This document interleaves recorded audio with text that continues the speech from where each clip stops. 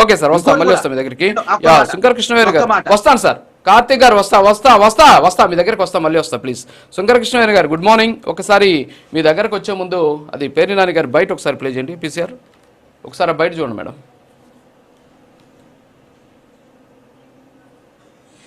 End outcome రావడం లేదు. మీరు బాగా చేశామని అనుకుంటున్నాం. నేను కూడా మీరు పని చేయటం చేత కావట్లేదు, మీ పనితీరుని ప్రజలు మెచ్చుకోవట్లేదు అన్నాడు. కలెక్టర్ల పనితీరు అంటే కలెక్టర్లు ఎవరు? ఉద్యోగస్తులు ఎవరు? ఈ ప్రభుత్వానికి కేవలం డెలివరీ మెకానిజం మాత్రమే. ఆలోచన చేసేది ప్రభుత్వాన్ని అంటే కలెక్టర్లకి, ఎస్పీలకి దిశానిర్దేశం చేసేది ఎవరు? రాష్ట్ర ముఖ్యమంత్రి, మంత్రి మండలి. అంటే కలెక్టర్లు సరిగ్గా పనిచేయట్లేదంటే దాని అర్థం ఏంటి? ఎస్పీలు సరిగ్గా పనిచేయట్లేదంటే దాని అర్థం ఏంటి? నారా చంద్రబాబు నాయుడు గారు, మీరు మీ మంత్రి మండలి పనితీరు బాగోలేదని కదా తప్పు మీ దగ్గర పెట్టుకుని దోషులను ఎవరిని చేస్తున్నారు? ఐఏఎస్ ఆఫీసర్ని, ఐపీఎస్ ఆఫీసర్ని దోషులను చేసేటువంటి ప్రయత్నం.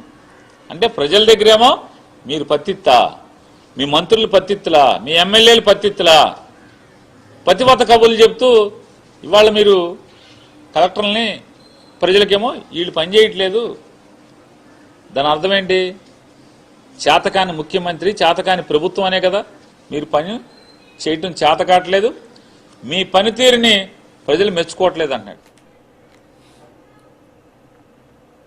ఎస్ కృష్ణ గారు చూసారు కదా, పేర్ని నాని గారు ఏమంటున్నారంటే ఇదంతా కూడా చేతగాని ముఖ్యమంత్రి, చేతగాని ప్రభుత్వం, తప్పు మీరు చేసి మీరు పత్తితుల్లాగా మీరు వ్యవహరిస్తున్నారు. ఐఏఎస్లు, ఐపీఎస్లు కేవలం డెలివరీ మెకానిజం మాత్రమే వాళ్ళు చేస్తారు అన్నారు. సరే, డెలివరీ మెకానిజం చేయడానికి వాళ్ళేమి డెలివరీ బాయ్స్ కాదు. యాక్చువల్గా డెలివరీ మెకానిజం చేయడానికి వాళ్ళేమి గతంలో ఉన్నట్టు మనం చూసినట్టు వాలంటీర్లు కాదు.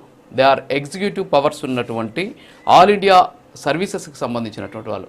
ప్రభుత్వాన్ని శాసనాలు చేసేది నాయకులు, శాసనాలు చేసేది ప్రజాప్రతినిధులు అయితే ఆ శాసనాలను సవ్యంగా ఇష్టానుసారంగా కాదు, చట్టం ప్రకారం ప్రభుత్వం చెప్పినా సరే మీరు చేసేది తప్పు, ఎగ్జిక్యూషన్ దగ్గరకు వస్తే అది మా బాధ్యత, మీరు సైలెంట్గా కూర్చోండి అని చెప్పేటటువంటి పవర్స్ ఉన్నటువంటి వాళ్ళని ఒక డెలివరీ చేసేటటువంటి ఒక మెకానిజంగా సంబోధించడం ఎంతవరకు కరెక్టు? మీ ప్రభుత్వం చేతగాంది అని చెప్పేసి పేర్ని నాని గారి వ్యాఖ్యలని ఏ విధంగా చేస్తున్నారు మీ ప్రభుత్వం? చెప్పండి మేడం. రాజు గారు, మీకు అలాగే ప్రైమ్ లైన్ వీక్షకులకి, ప్యానెల్ ఉన్నటువంటి సోదరులకు కూడా నమస్కారం అండి, గుడ్ మార్నింగ్. పేర్ని నాని గారు లాంటి వ్యక్తి అలాంటి వ్యాఖ్యలు చేయడానికి ఒక మంత్రి హోదాలో ఉన్నప్పుడే ఎలాంటి వ్యాఖ్యలు చేశాడు ఆ రోజు వైఎస్ఆర్సీపీ గవర్నమెంట్ అధికారంలో అన్నప్పుడు ప్రజలకు తెలుసండి.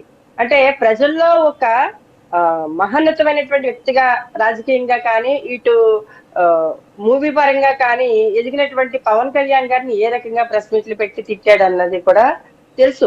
ప్రజలందరూ చూసారు ఆ రోజు. ఇలాంటి ఆక్పాక్, కరియేపాక్ లాంటి ఇలాంటి పకోడీగాడి మాటలని మా కూటమి ప్రభుత్వం పట్టించుకోవాల్సినటువంటి అవసరం లేదు సార్. ఒక ఐఏఎస్, ఐపీఎస్ ఆఫీసర్లని జైలుకు పంపించినటువంటి ఘనత గత వైసీపీ పార్టీకి కానీ గత వైసీపీ ప్రభుత్వానికి కానీ ఉండి ఉండొచ్చు, కానీ మా కూటమి ప్రభుత్వంలో ఎప్పుడూ లేదు. అలాగే చంద్రబాబు నాయుడు గారి గౌరవ ముఖ్యమంత్రి గారు ముందు కూడా ముఖ్యమంత్రిగా చేసుకున్నారు. ఆయన టైంలో కూడా గవర్నమెంట్ ఆఫీసర్స్ ఎవరు కూడా జైలుకి వెళ్ళినటువంటి పరిస్థితులు లేవు, రావు కూడా. అంటే ఇలాంటి పకోడీగాడి మాటలు ఎలా ఉంటాయంటే సార్, అంటే చూడండి, వీళ్ళ దగ్గర ఏమి స్టఫ్ ఉండదు, మ్యాటర్ ఉండదు. కోటి సంతకాల సేకరణ అని మాట్లాడారు, ఫెయిల్ అయ్యింది. అంటే వీళ్ళ హయాంలో చేస్తే ప్రభుత్వం ఇదే అధికారులతో సమీక్షలు చేస్తే అది పరిపాలన, ప్రజా పరిపాలన. అదే కూటమి ప్రభుత్వం లో చేస్తే కాలక్షేపం అన్నమాట. అంటే బఠానీలుతో పోలిస్తున్నారు, బఠానీలు తిన్నట్టుగా చేస్తూ ఉన్నారు అని చెప్తూ ఉన్నాడు ఈ పేర్ని నాని. బఠానీలాగో లేకపోతే ప్రజాజనాన్ని పందుకొక్కులాగో దోచేసి తిన్నటువంటి గనుడు ఎవరైనా ఉన్నారంటే అది పేర్ని నాని లాంటి వ్యక్తి. ఎందుకంటే అప్పుడు చూసాం, అప్పుడు కూడా ఉదాసీనంగా వ్యవహరించి పేర్ని నాని గారు భార్య జయప్రద గారు ఏ రకంగా రైతు కోటమియు రైతు విషయంలో ఏ రకంగా జైలుకి వెళ్ళబోయారో చూసాం. ఆ రోజు కూడా ఆడవాళ్ళ మీద ఎందుకు అని కూటమి ప్రభుత్వం ఆడవాళ్ళని ఇబ్బంది పెట్టడం ఎందుకు, పేర్ని నాని ఇలాంటి చేసినటువంటి ఇలాంటి దుర్మార్గమైనటువంటి పనులకి, ఇలాంటి అక్రమమైనటువంటి పనులకి ఆడవాళ్ళని ఎందుకు ఇబ్బంది పెట్టడం అని ఆ రోజు గౌరవ ముఖ్యమంత్రి గారు కానీ డిప్యూటీ సీఎం గారు కానీ మాట్లాడడం జరిగినప్పుడు ఆ రోజు చాలా ఉదాసీనంగా వ్యవహరించారు, చాలా బాగా వ్యవహరించారు కూటమి ప్రభుత్వంలో పెద్దలు. ఆడవాళ్ళ జోలికి ఎందుకు వెళ్ళడం అని ఆ రోజు మాట్లాడారని ఇదే పేరు నాని ప్రెస్ మీట్ ముందు అవును, చెప్పినటువంటి చంద్రబాబు నాయుడు పరిస్థితి. చాలా కానీ గ్రేట్ ఆ విషయంలో అని ఈరోజు కూడా అన్నారు. ఎస్, అవును. చంద్రబాబు నాయుడు గారి అడ్మినిస్ట్రేషన్ కానీ ఆయన నిర్ణయాలు కానీ నిజంగా ఆడవాళ్ళని ఇబ్బంది పెట్టకూడదు అని ఆయన తీసుకున్నటువంటి నిర్ణయాలు కానీ చాలా గొప్ప అని చెప్పారు. అంటే తన వరకు ఏదైనా మేలు జరిగితే, తన వరకు ఏదైనా మంచి జరిగితే అది గొప్ప విషయం. కానీ ప్రజలకు ఇక్కడ ఎటువంటి Okay. కష్టాలు పెట్టకుండానే ప్రజలకు ఇచ్చినటువంటి హామీలతో పాటు అలాగే కూటమి ప్రభుత్వం చేస్తున్నటువంటి సంక్షేమ పథకాలు కావచ్చు, సూపర్ 6 పథకాలు కావచ్చు, అలాగే అభివృద్ధి పనులు కావచ్చు, ఇవన్నీ చేస్తున్నప్పుడు వీళ్ళు హర్షించుకోలేకపోతున్నారు కదా. ఏదో రకంగా మొన్నటి వరకు కోటి సంతకాల సేకరణ అని మొదలు పెట్టారు. ఈ రోజు మళ్ళీ కాలక్షేపం చేస్తున్నారు. అంటే వీళ్ళు కాలక్షేపం చేస్తున్నారు, రాజకీయ నిరుద్యోగులుగా మిగిలిపోతామేమో అని వైసీపీ నాయకులు కాలక్షేపం చేస్తున్నారు. ఏదో పెయిన్ గెస్ట్ గా వచ్చి వెళ్తున్నాడు జగన్మోహన్ రెడ్డి. ప్రెస్ మీట్ల కోసం పెయిన్ గెస్ట్ గా వచ్చి వెళ్ళడం, లేకపోతే ఏదో ఒక హడావుడి చేయడం. అంటే ప్రతిదీ మీరు చూసుకోవచ్చు. వైసీపీ అనేక మార్లు కూటమి ప్రభుత్వం మీద బురదేయడానికి అనేక ప్రయత్నాలు చేసింది.